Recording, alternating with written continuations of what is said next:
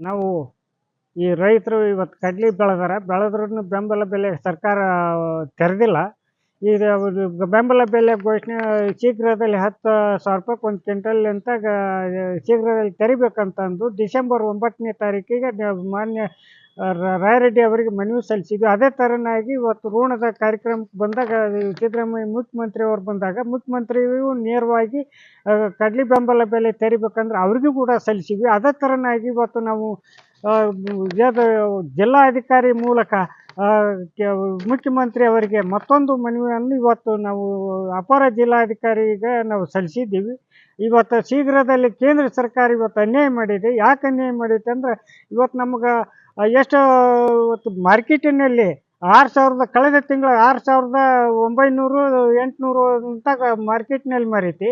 ಈ ಕೇಂದ್ರ ಸರ್ಕಾರ 5,650 ರೂಪಾಯಿ ಮಾಡಿ ರೈತರಿಗೆ ಅನ್ಯಾಯ ಮಾಡೈತಿ.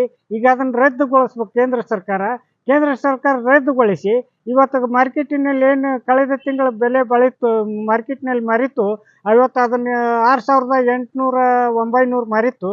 ಅದಕ್ಕಿಂತ 1,000 ರೂಪಾಯಿ ಬೆಲೆ ಹೆಚ್ಚಿಗೆ ಮಾಡಿ ಇವತ್ತು ಒಂದು 8,000 ಇಲ್ಲ 9,000 ರೂಪಾಯಿದಂತಾಗ ಒಂದು ಕ್ವಿಂಟಲಿಗೆ ಮಾಡಿ ಒಬ್ಬ ರೈತರಿಂದ 25ರಿಂದ 25 ಕ್ವಿಂಟಲ್ ಖರೀದಿಸಿ ಈ ತಿಂಗಳದ ಒಳಗೆ ನಮ್ಗೆ ರೈತರಿಗೆ ವಾರದೊಳಗೆ ಒಂದು ಕಾಗದ ಪತ್ರ ತೊಗೊಂಡು ರೈತರಿಗೆ ಖರೀದಿ ಕೇಂದ್ರನ ಶೀಘ್ರದಲ್ಲಿ ತೆರಿಬೇಕಂತಂದು ನಾವು ರೈತ ಸಂಘದ ರಾಜ್ಯ ಉಪಾಧ್ಯಕ್ಷ ನಾವು ಈ ಮೂಲಕ ನಾವು ಮನವಿ ಮಾಡ್ಕೊಂಡಿದ್ದೀವಿ.